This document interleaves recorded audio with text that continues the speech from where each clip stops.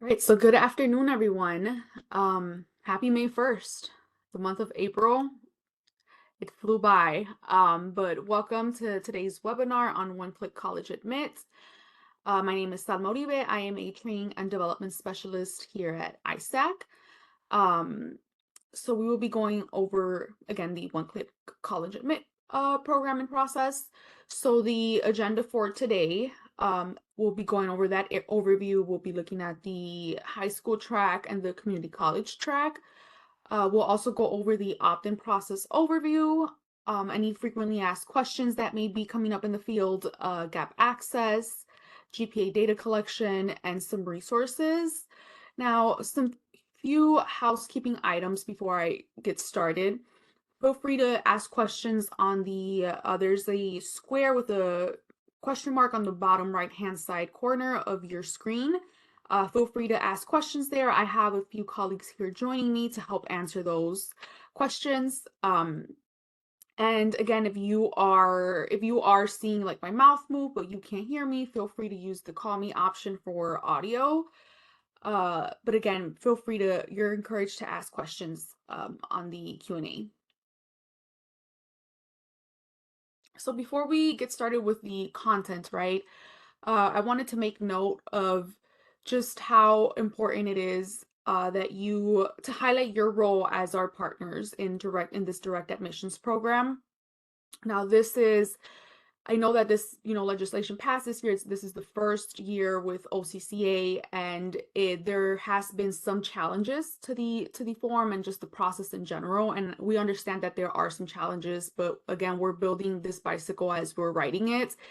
And your input, your feedback is extremely valuable in making this program successful. This program is not just meant to be like it's just this year. It's not a one and done, right? This is meant to stay here for the long haul. It's to help students understand and act on this opportunity for them to maximize their options in terms of right education and right in which community colleges they would like to go to, but also, some students might not see themselves as college ready. And through this direct admissions program, it avoids that discouragement from some students. We're relying heavy on your expertise to help students explore all of their direct admissions offers, right? So you all are on the field with students there. You all are student facing. They trust you. There's someone who maybe you see every day, maybe you see once a week, but you're frequently seeing these students, right? So we're relying on you and your expertise to help guide these students in making their decisions, right? Because they still need guidance, they still need support from someone within the school, and you are the ones in the field. They trust you, so they will look to you for questions and answers. Working with ISAC to build on those direct admissions options into your engagement cycle, right? So knowing that utilizing us ISAC as a partner, right? Whether it's through these webinars, whether it's through the ISAC core, knowing that we're also here to help you all, and we're also here to give you all that information. As soon as it comes in through us, you all are also one of the first people to find out, right? So just keep in mind that we're also your partners. We're here to support you.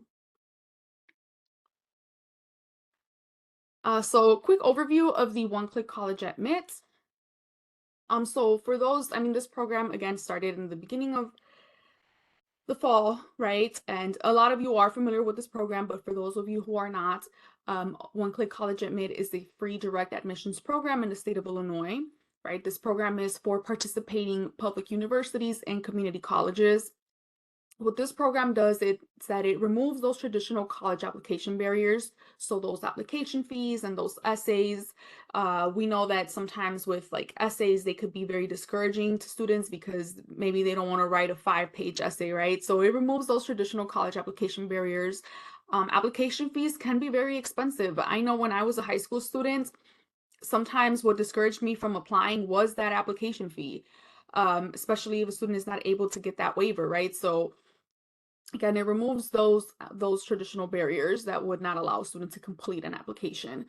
The eligibility is based on the high school GPA as well. So these are some of the few key points for the program.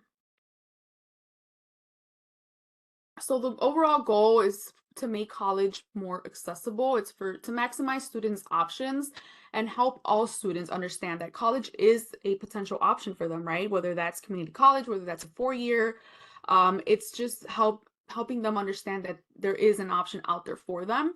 And they shouldn't be discouraged, right? You have some students that maybe have lower grades or lower GPAs and they're not sure where they fit in, right? Whether if it's that they can attend a community college or a 4 year. Reality is, right, every college is different. Every institution has their own requirements. And the student through OCCA, right, a student can see which schools they may potentially could go for, right?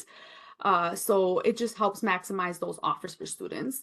Establishes a new pathway for student recruitment, right? So attending students going to these other institutions. I know as a student, I had no idea that there was other public universities besides NEIU, UIC, and UIUC, right? So it really does broaden the spectrum of what the student, of the colleges the students, could potentially go to.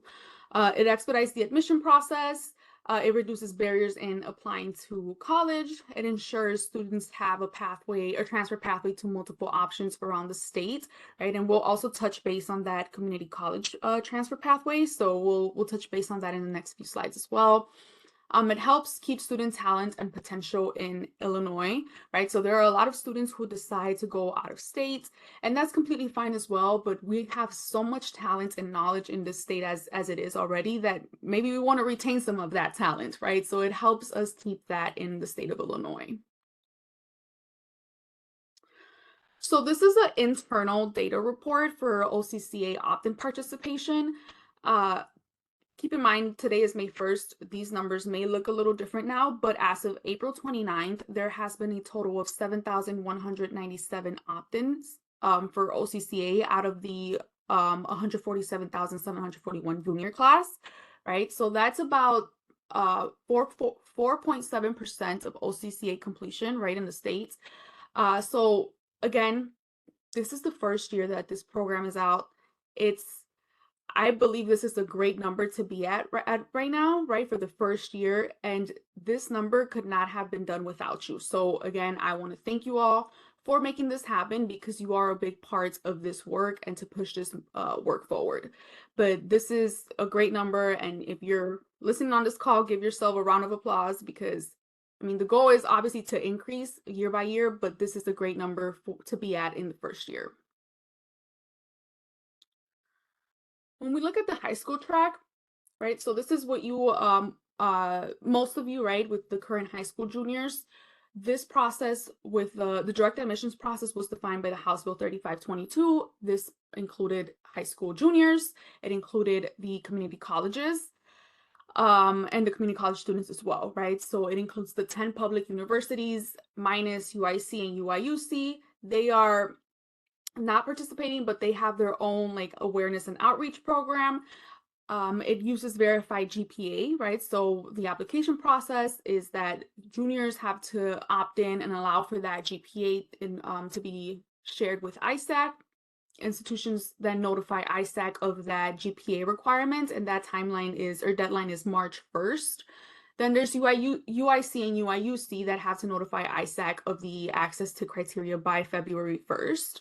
High schools must provide that GPA by July 1st, right? So if you're here and you're in charge of, all things gap access or, data reporting, you do have to, you're from the high school side, you do have to upload that data by July 1st. ISAC will then run that match. ISAC will provide that match data to Common App. Then Common App will send those offers to students. Students will be notified through email or via email with those offers. ISAC will then provide institutions with the name and contact info of students who received offers to their institution. So that's just like a brief flow of the process of what's been going on the back end in the past year. And this is what the process will look like from year to year. So now for the participating public universities for class of 2027, again, you have the 10 publics, right? But then you also have UIC and UIUC with their own awareness and outreach.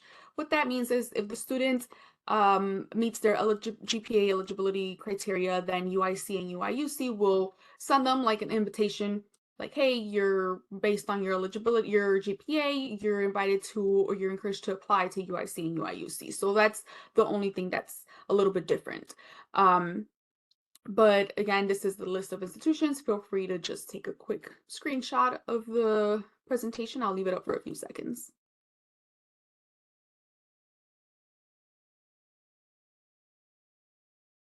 All right, then we have the community colleges. Now, the community colleges, it's an extensive list. Again, these we'll touch more about the community college transfer piece, but again, this is the list for the participating colleges if you want to take a quick screenshot.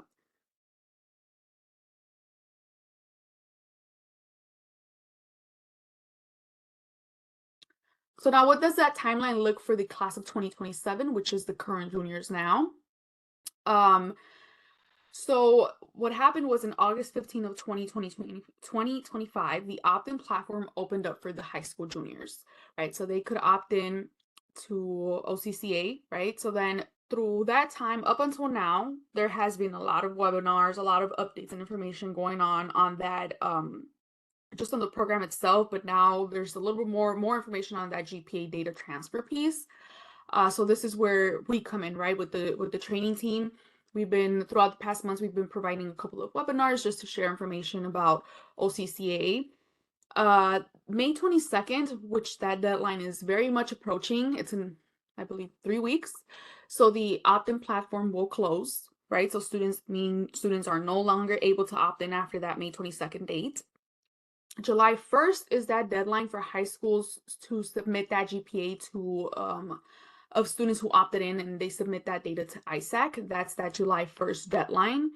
And then by September 15th, the students who have opted in will be notified of direct admissions offers and instructions for next steps. So this is the key timeline for you all to see.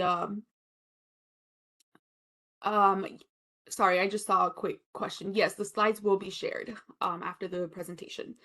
But this is a quick timeline of the process, right, for the class of 2027.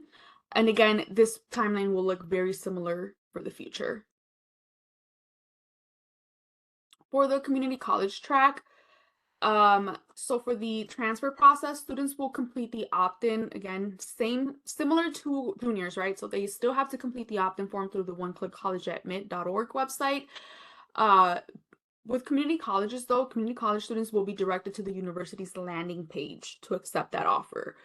So the timeline for them is a little bit different, right? Because they opt-in, the opt-in platform for them starts that or opens up that first semester of the current year, which is that fall. They have till May 22nd, same deadline as juniors, right? So they all have the same deadline all across. May 22nd is when that opt-in platform closes. July 1st is different for them, right? Because for July 1st, community college transfer students must have 30 transferable credit hours at this point in order to be matched, right? So we understand that the first semester of the current year, the community college student might not have those 30 transferable credit hours, and that's okay. They can still opt in, but by July 1st, that student needs to have those 30 transferable credit hours at that point to be matched. They will receive the direct admissions offers that first semester of the following year. So that's when they'll start receiving those offers for community college transfer students, which again, very similar timeline for juniors, but there's a bit in there's a difference in what the community college student needs to have in order to opt in. For those requirements, right? So for public university, for under OCCA, public universities must offer direct admissions to a community college transfer student who meets the following requirements. So they do have to be enrolled at a public community college in Illinois. They must have earned a minimum of 30 transferable semester hours. So that's what I mentioned earlier in the timeline. And they have to meet the minimum GPA or grade point average as set by the public university and as reported to by ISAC. So these are the eligibility requirements for that community transfer piece. I'll leave it up for just a few seconds in case anyone is interested in just taking a quick screenshot. But again, just keep in mind this presentation will be shared with you all. So just a quick note about the admissions requirements. So for the institutional admission requirements, sorry, my cat is being a little clingy. For institutional admission requirements are not changing through OCCA, right? So OCCA is not meant to take over any other requirements or any other processes that institutions already have in place. It is not meant to do that, right? So any requirements that they have are not changing.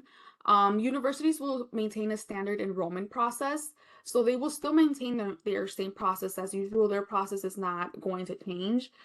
Students will need guidance about the option that best works for them. So this is where you all come in, right? Because maybe students are confused about certain offers, they have certain questions about certain schools. This is where again you all come in. You have the student has that trust in you to be able to ask those questions. So that's where they will need that guidance. For direct admissions, they can help offer a certainty for students for public university options. As I mentioned earlier, some students are not aware of the 12 public universities. So this just helps broaden their perspective of, oh, maybe it's not just UIC and UIUC and NEIU and NIU, right? There's many other public universities that I could attend to. So again, it just broadens their options. For the opt-in process overview, so for a student consent, so if a student is under the age of 18, a parent will need to provide that consent, right? So if they are opting in, they'll need a parent to provide that consent. If they're under the age of 18 to participate, they would need to again go to the website. The opt-in form is modeled, if you're all very familiar with the non-participation form. It's modeled after that, right? So it's a simple process. And I will share some resources at the end of the presentation for you all as well.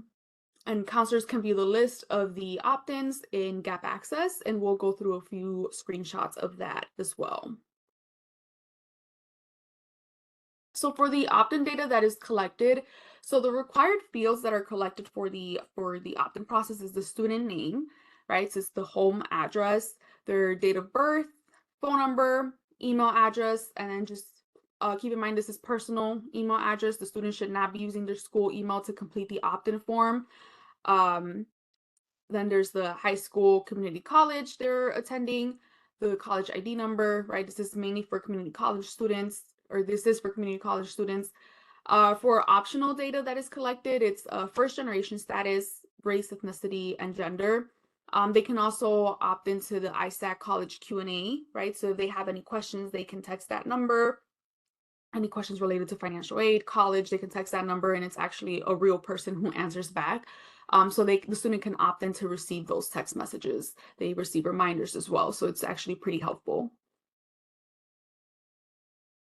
So the students must opt in, as I mentioned before, and I'm going to mention it throughout this entire presentation because that deadline is approaching, that May 22nd deadline. So they have to opt in before that deadline. Once the student goes onto the website, right, they click on the opt-in form. They will then create an account in order to opt in. Again, I cannot emphasize this enough. The email should not be school email because when the student graduates, that school email gets deactivated, right? So they should be using a personal email. Just think about it similar to financial aid. When they complete a financial aid application, we ask that the student use a personal email. So similar to that. So once they complete their accounts, right, they would then answer what type of student they are, right? If they are from a public high school, from a private, if they are homeschooled, or if they're a community college student. So then they would select what type of student they are. They would then, the student consent and release, right, for that GPA data transfer piece. So again, provide that consent.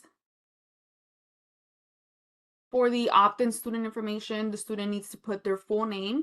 And again, this is going to be very important because the student needs to put their full name. If they go by Tommy, but their name is Thomas, they need to make sure that they put Thomas as their name, not Tommy. So they need to make sure that they enter that correctly. Again, mistakes can happen. The student can always go back and fix that, but if they want to avoid going back and forth to fix the form, I encourage that they completely use their full name, right? date of birth, their phone number, their personal email address, and note that is on the opt-in form. It does say personal email, so the student does not have any questions on what email they should be using, their home address, city, and state. So again, this is where if the student is under the age of 18, the parent information is required for consent.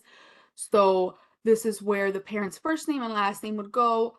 Then they would select that consent form, and that consent form would look something like this, or it will look like this, and basically just gives permission for that GPA to be shared to ISAC. So this is what the parent will be not physically signing, but they will be typing their name into this consent form. And then they hit next.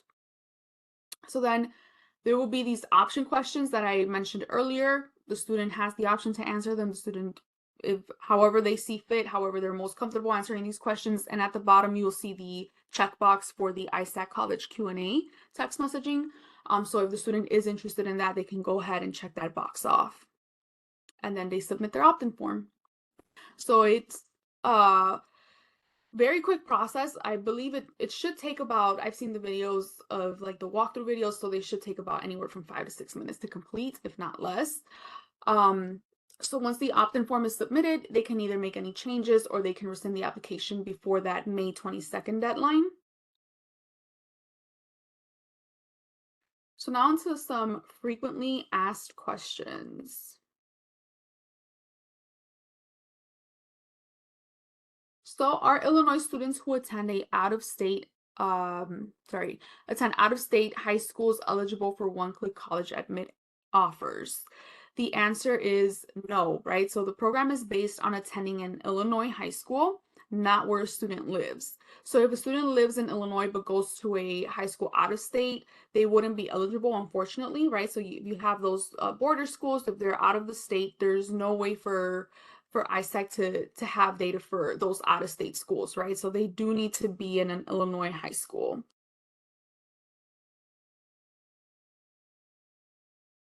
Is opting in a commitment to attend a college? The answer is no. So opting in simply allows colleges to share that admissions offer. It does not require students to actually enroll or to commit to something. Students are free to just continue exploring their college choices and options, right? So it's not set in stone. Just because they are opting in, it doesn't mean like, hey, I'm committing to this school. Uh, so it's not like, I want to say, like the early decision, early action, where if you apply and you get accepted, you actually have to commit. It's nothing like that. It's separate from that. The student can still keep exploring their options. Do students just opt in junior year and then create their Common App account senior year and start receiving answers? So the answer to that is yes, right? So in mid-September of senior year, students will start seeing those one-click college admit offers in their Common App accounts. If they don't have an account, it'll ask them to create one. So they'll see that email. If they don't have one, again, they'll be prompted to just create a Common App account so they could see those offers. Now onto gap access. Just take a sip of water. So for the gap access portal, so this online portal is used for the application submissions, determining program eligibility, payment requests for ISAC administered programs. For the one-click college admit opt-in data for the class of 2027, you are able to see that on gap access.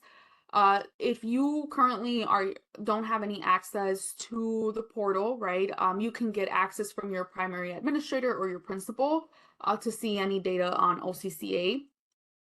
If there are any issues that you may be experiencing with the portal, you can be directed to Haley Mickelson. Her email is on this presentation. She is also joining us here today. So again, if any questions, she is here joining us to help answer those. But again, feel free to send her a quick email. Her information is here. And again, this presentation will be shared with you all. So the way to access the one-click college admit homepage. So once you log into Gap Access, you will see the programs on the top right hand corner. You'll see the word programs. You'll select that. Then you'll select the one-click college admit option. So you'll select that option and then you will be prompted to the homepage. Right, so this is what the homepage will look like. So this is again currently available for juniors, which is the class of 2027. So you'll see, we'll go through each aspect of like what's in this homepage in the next few slides, but this is the overall gist of what you will see once you log in and you select the one-click college admit part. So on the left-hand side, you'll see the school information. So you'll see the name of the school, the school type, excuse me, the school code. You'll then see the address of the school, phone number, and you'll see the principal's name, right? So you'll see all that information on the left-hand side on the home page.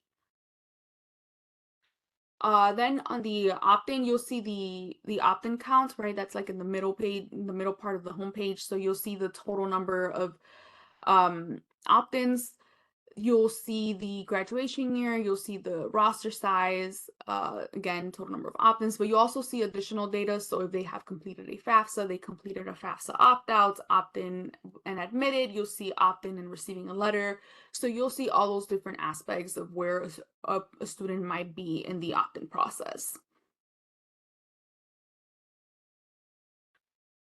You'll also see the percentage of opt-ins that is automatically calculated for you all. So you'll see the roster size, then you'll see the opt-in count that's like shaded in gray, and you'll see that percentage on top. So for example, this school has 12.8% of their students of their class of junior class that has opted into OCCA, and that's what you all, similar to what you all will see on your end. You'll see like the roster size in blue and then the opt-ins in gray. For the student roster, so this is where you will see the student name, date of birth, unweighted GPA, weighted GPA, FAFSA opt-out, completed FAFSA. So this is what we were looking at earlier. So you'll see all of these data elements. You can filter each and every, of these columns. So if it's something that you're looking for in specific, you can filter that out to see that. But this is where you'll be able to see those that student roster or name. As I mentioned, you're able to filter it, but you're also able to filter it where it shows opt-ins only and shows not recognized only, right? Because keep in mind, we get this class roster from ISB, so you'll see the entire junior class roster on your sheet, right? So you're able to filter that if you just want to see people who have opted in, or if you want to see the list of students that show not recognized, you can also not opt in, oh my goodness, you could also filter that so that you're able to see that list. Column filter and search. So if you're searching for something specific, as I mentioned earlier, you can filter all that information out, right? So you could filter it by date of birth, you could filter it by again name, you can just select it, so you're able to filter all that data out for whatever it is that you may need. You're also able to export it. So any information in the student roster can be downloaded as an Excel file. So if you scroll all the way down, you can select the export selected feature and it'll export into an Excel file for you in case you need it for any of your records, or if you just want to download it just to keep track, that's also, I mean, it's fine. But again, just know that that feature is there for you all.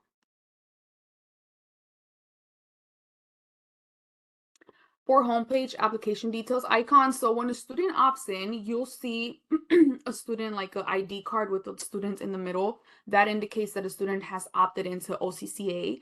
Now, if you want to see more details on that specific student, right, you'll select that student with the next to the ID that shows the ID card that shows that they have opted in. So you select that student and it pops out their information, right? So you'll be able to see their personal information, you'll be able to see their school information, you'll also be able to see that parent and consent information. So you'll be able to see information of that parent, like name, and signature of who provided that consent. So you're able to see that.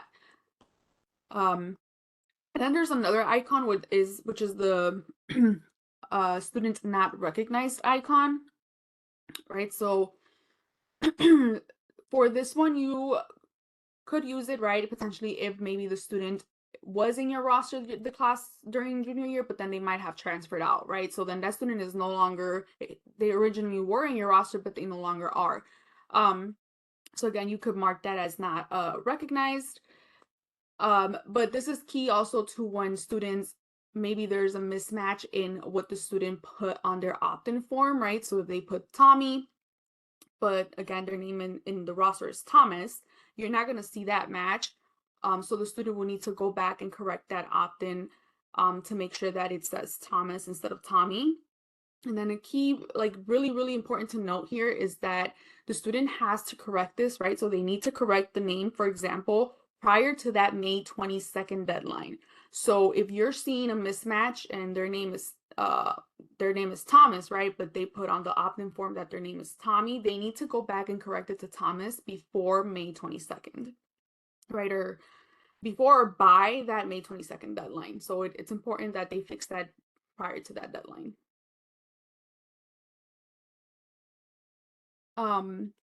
So again, I mentioned it earlier, if the student is not enrolled at your school, you can select not recognized. So there's also sometimes where students, I always mention the proviso schools because those are the schools that are closest to me, and a lot of students tend to get them confused, but there's proviso East and proviso West. There's also East Leiden and West Leiden. So they have very similar names, but the direction is different, right? So maybe the student is moving too fast and they're not realizing that they selected the wrong school, especially like with those proviso schools where the first name is proviso. Maybe, right? So that's where you would see that the student you will see the student, but they're not in your roster, right? So then you can select the not recognized because they're not enrolled at your school, but they selected your school. So the student's name and date of birth, school, and the opt-in form must match what is in the student roster for the data match to occur, right? So again, if there are any discrepancies with that, making sure that the student goes back and fixes whatever they need to fix on their opt-in form. Now you don't need to do anything about, you don't need to go back and fix anything, right? So once the student fixes that on their end, it will auto-populate and it will correct itself on Gap Access. So you don't need to do anything. You just need to make sure that the student goes back and corrects their opt-in. Now, for those not matched or not recognized students, right, ISAC's Department of School Services will be reaching out to unmatched students to resolve any data discrepancies. Again, so if they are not recognized or not matched, it's you also, aside from making sure that the student provides the correct information, you don't need to do anything additional to that. ISAC will reach out to those unmatched students, again, to address any discrepancies in the data that may be going on. Now for that data collection piece. So for the data collection process, for OCCA and ISAC State Scholars Program, so that's essentially just one data collection process, right? So you have, a lot of you all are familiar, should be familiar with the State Scholars Program, and that data alongside with OCCA will be collected at the end of the academic year, right? So the data collection process will begin on May 18th, which is also really approaching soon. But just keep in mind that just because it's opens up on May 18th, it doesn't mean that you need to start submitting on May 18th, because a lot of schools' spring semester ends maybe at the end of May, right? So remember that we need a complete finished or finalized data. So if your semester ends at the end of May or June, then that you would wait until that data is finalized for you to be able to submit that data to ISAC. I know like some schools finish off earlier, which is fine. If you have that finalized data, you can start uploading as of May 18. But again, just keep in mind that a lot of semesters end way later or past that May 18th date, which is when you would then want to start submitting that. Required data must be submitted to ISAC by that July 1st date to ensure timely data matching. And then schools should use the Excel spreadsheet to Gap Access. You'll see an example of what that will look like. But again, it's what if you all are doing State Scholars Program, you're a part of that program and uploading that data, it's very similar process. The data collection population, so high schools must provide the data for the entire class of juniors, even if a student does not appear to meet the state scholar program eligibility criteria. So that same data will be used for State Scholars Program and OCCA, even if a student does not meet the State Scholars criteria, but they have opted in, their data will be used for OCCA data matching. So just keep in mind, 2 programs, 1 data collection. Um, that's how I like to see it. I just like to see like 2 programs and then 1 data collection connected at the bottom. That's how my brain sees it. I know there was a lot of questions on this and how the data will be collected, but if you already are submitting state scholars data, it's very similar to what you are doing. It's just with the addition of that GPA data collection piece, and we'll go over it in the next few slides as well. So this is what I was referring to, right? So for OCCA, the only required data field needed is the student's 6th semester unweighted GPA. So if you're, again, familiar with state scholars, this is what that looks like, with the addition that now you would have to add that semester unweighted GPA. If this, so if the student is participating in OCCA, you'll need to upload that as well, along with whatever SSP data is required. For the data collection homepage, it'll all be in Gap Access as well, right? So you'll see the school, you'll select your school, then you will upload the file. So once that is complete, you will then upload that file. Again, waiting until that spring semester is complete, whenever that date is for you all, to upload that file so that we get finalized GPAs.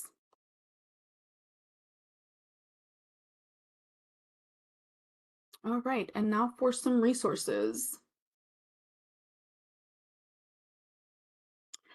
So for the One-Click College at Mid resources page, these are resources to help families navigate the process, right? So there are how to opt-in walkthroughs. Those are the videos I mentioned briefly earlier. So I talked about how there's a video of a walkthrough of how juniors can opt in, and it takes about 5 to 6 minutes, which is the length of that video. So it's a very quick process, but that shows a step-by-step process. If a student maybe wants to opt in, but they're not sure how to, they can follow along with the video to opt in. There's also FAQs for juniors and seniors.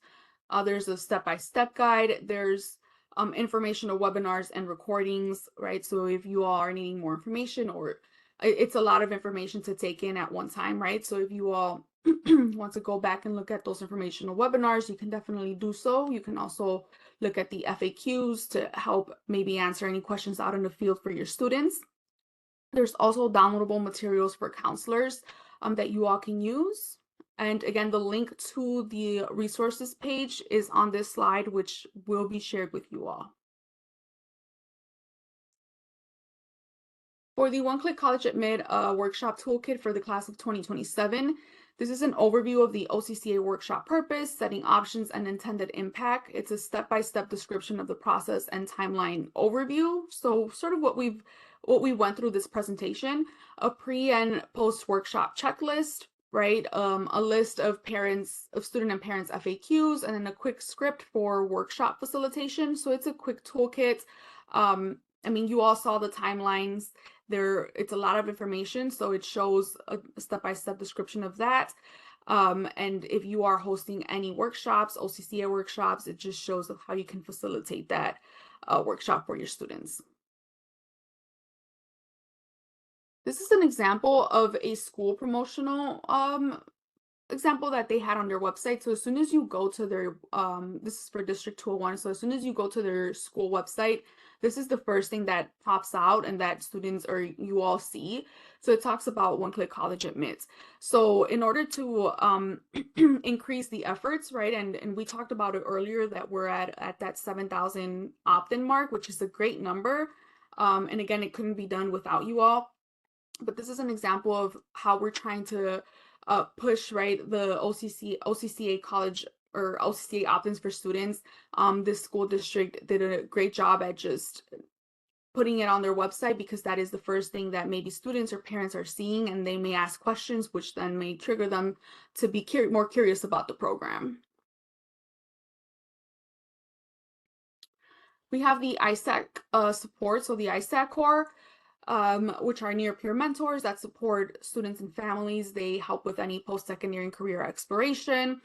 They can assist with any scholarship searches, complete any financial aid applications, right? So if they help with those all financial aid, but they also can help with OCCA as well. And they have been hosting a few virtual workshops, and I'll have that for on with you on the slide in a bit. But in order, if you want to find your local ISAC core member, you may enter the zip code of and schedule maybe a virtual meeting with them, right? So if the student is unsure and they want to have a one-on-one meeting with an ISAC core member, they can just go to the ISAC bookings page. They can have a one-on-one. They can feel free to ask any questions. And we'll have the slide is again shared with you all, but also the link will be on there so you all can share with your students in case they are interested in meeting one-on-one with an ISAC core member. But this is also helpful to you all, right? Because if you are all looking for if you are not yet working with an ISAC core member and you want to know who your ISAC core member in your district is, you can enter the zip code and it'll let you know which ISAC core member is assigned to that district that you are in terms of, maybe you want to host a OCCA workshop, right?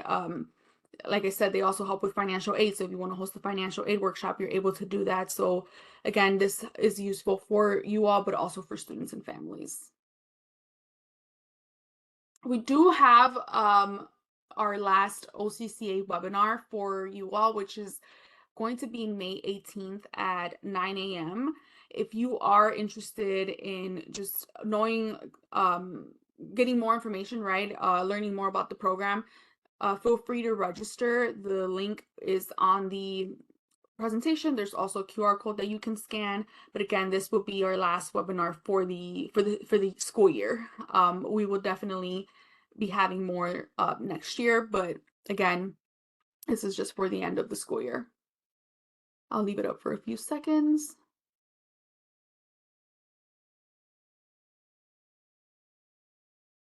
And this is what I was referring to. So those virtual one-click college at mid workshops, right? So the ISAC core is hosting virtual workshops for each session will have a live walkthrough of the opt-in form and any live chat support for questions. So students and parents can register. The link is on the presentation, but these are on the right-hand side, you'll see the dates. So they have plenty of workshops that students and families can register for. Again, it's at no cost to them. They can definitely just whatever time they see that is best accessible for them, they can register for that workshop, right? So there's one coming up in a few days, Tuesday, May 5th, from 12 to 1, and there's another one May 7th, May 13th, May 19th. Oh, there's a typo there, but when you all receive a copy of the presentation, that last date will be corrected. But again, they'll have a lot of workshops throughout the month of May, right, prior to that May 22nd deadline. So if you are all receiving, or if you are all interested in receiving CE and PD hours, if you can provide feedback for today's session by completing an evaluation, to request CEs and PD hours, the link will be on the chat for that. And you also have the QR code. I will leave this up for a few seconds in case you want to scan it. If you are requesting PD hours, we just please ask that you provide us with your Illinois educator identification number, so that we are able to give those to you all. I will leave this slide for a few seconds. And my colleague has posted the link on the chat.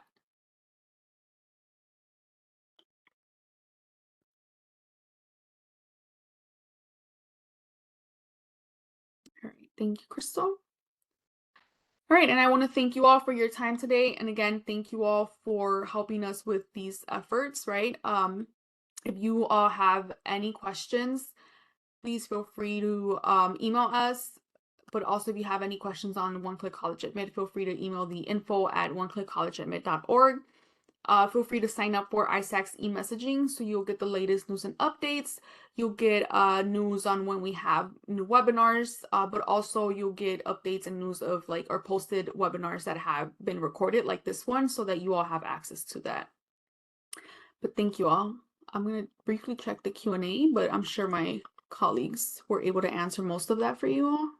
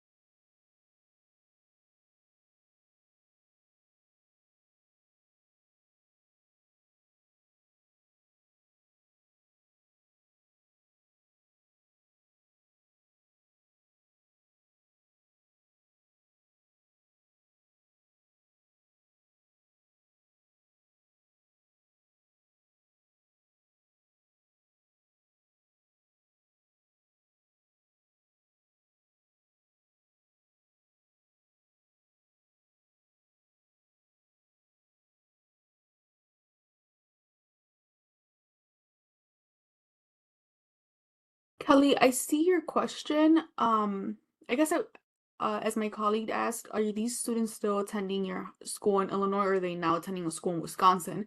So if they're attending your school in Illinois, but they're living in Wisconsin, as long as they're attending your school in Illinois, they can still opt in.